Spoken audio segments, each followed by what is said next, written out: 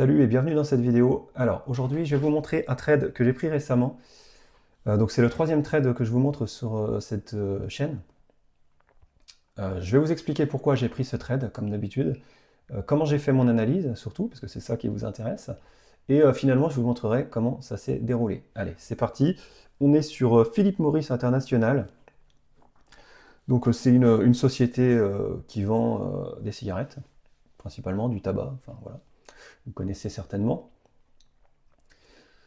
Comme d'habitude, je place mes moyennes mobiles, la 200 en bleu, la 50 en rouge. Ça me permet de voir la tendance clairement et surtout de voir la distance entre la 200 et la 50. Plus il y a de distance entre les deux, plus ça confirme qu'il y a une belle tendance. Voilà. Bon, je les mets par habitude, c'est pas obligatoire.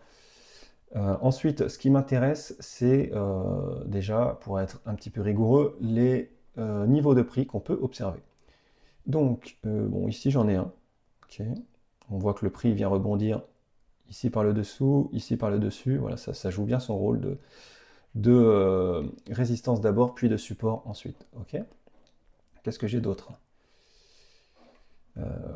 J'en ai un ici. Voilà. Est-ce que j'ai autre chose de flagrant? Bon, je ne m'intéresse pas trop à ce qui est assez lointain. Nous, ce qui nous intéresse, c'est la tendance, la récente. Ok. Ensuite, une fois que j'ai placé mes niveaux, on est bien sûr sur une tendance haussière, on le voit, donc je place ma ligne de tendance. Hop.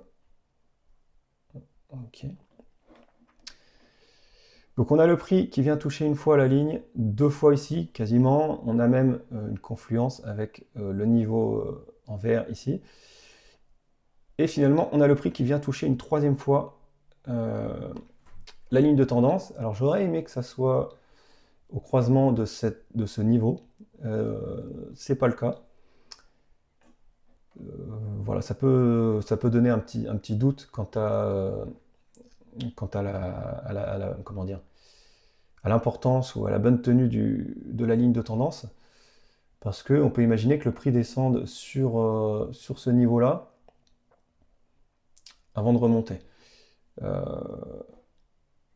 Bon, et en même temps, le prix ne touche pas directement la ligne de tendance ici. J'aurais pu éventuellement le dessiner comme ça, c'est-à-dire que le prix vient toucher la ligne de tendance ici, là et ici, avec un prix qui traverse légèrement la ligne de tendance, on le voit, mais qui remonte, puisqu'on a une bougie verte. Donc, bon, l'un dans l'autre, voilà, je vais garder mon dessin initial. L'un dans l'autre, pour moi, le trade est faisable. Il est quand même assez propre. On a une tendance haussière, on a le prix qui vient corriger à plusieurs reprises. Donc, une fois ici, une fois là, et une fois là.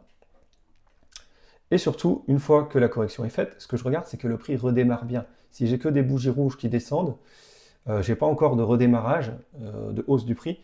Il n'y a pas de confirmation pour moi que le prix va repartir. Il pourrait très bien casser la ligne de tendance et continuer à la baisse. Ok. Donc, ce que je regarde, c'est ça, c'est la bougie verte. Ok. Là, ça repart à la hausse, donc c'est plutôt bon pour moi. Je vais pouvoir prendre mon trade. Donc, je vais le matérialiser avec ça. Donc, une fois que le prix va passer au-dessus de ma bougie verte, enfin d'ailleurs, je vais même pouvoir le prendre instantanément ici, puisqu'on a déjà un rebond du prix qui est beau, mais pour être tout à fait précis, voilà, une fois qu'on passe au-dessus de la mèche, là, voilà, je passe mon ordre d'achat. Okay. Le stop loss, je viens de positionner en dessous du dernier plus bas. Bon, ici ça me paraît pas mal. Je vais pas forcément... Bon, d'ailleurs, vous voyez, sur ce niveau, on est en dessous de ce plus bas, en dessous de celui-ci. Je vais pas forcément aller jusqu'ici, je pourrais, hein, puisque on a une ligne... on a un niveau de prix ici qui est important quand même. C'est pour ça que je l'ai tracé, donc je pourrais le mettre ici. Voilà, ça me semble, par rapport à la force de la tendance, ça me semble assez large comme stop. Donc voilà, c'est toujours arbitraire hein, finalement le trading de cette manière. Donc moi je décide de le placer ici avec une petite marge entre la fin de la mèche et le niveau de mon stop. Ok. Je vais remettre un petit peu l'échelle de prix comme ça, c'est un peu plus clair, voilà.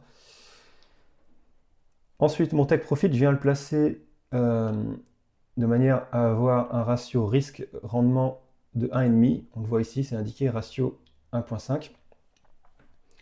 Et je vérifie que ça ne soit pas complètement délirant. C'est-à-dire que le prix ait bien la possibilité d'aller jusqu'à mon take profit de manière réaliste par rapport à la force de la tendance. Ok, je peux, comme d'habitude, tracer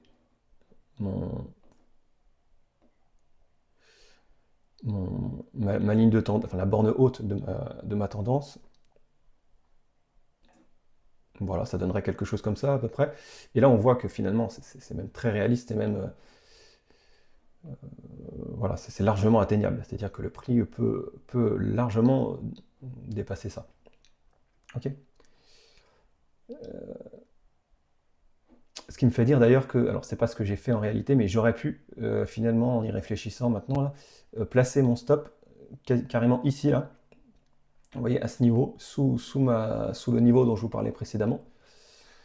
Ce qui m'amènerait probablement un take profit voilà, à ces alentours là. Et ce qui serait encore une fois un trade faisable, un trade réaliste. Ok. Voilà, avant de voir comment le trade s'est déroulé, je t'invite à t'abonner pour voir d'autres vidéos comme celle-ci, d'autres analyses de trade qui vont arriver très bientôt. Ensuite, pour en savoir plus sur ma stratégie, je la dévoile dans une prochaine vidéo, et pour suivre mes résultats futurs. Voilà. D'ailleurs, si tu veux en savoir un petit peu plus sur moi, si tu n'as pas encore vu mes dernières vidéos d'analyse de trade, je t'invite à les regarder d'ailleurs. Je viens seulement de me lancer il y a quelques semaines sur une nouvelle stratégie. Après avoir déjà échoué à plusieurs reprises sur des stratégies un petit peu différentes au cours des dernières années. Donc voilà, maintenant, allez, on y va. Comment le trade s'est déroulé? Je repositionne ça ici, voilà.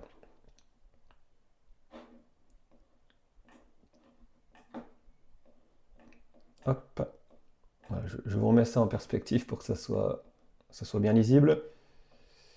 Ça y est, le trade vient de passer le niveau où j'avais placé mon ordre d'achat, donc c'était déclenché, on est en jeu, et boum, dès le deuxième jour, voilà, on vient toucher le stop.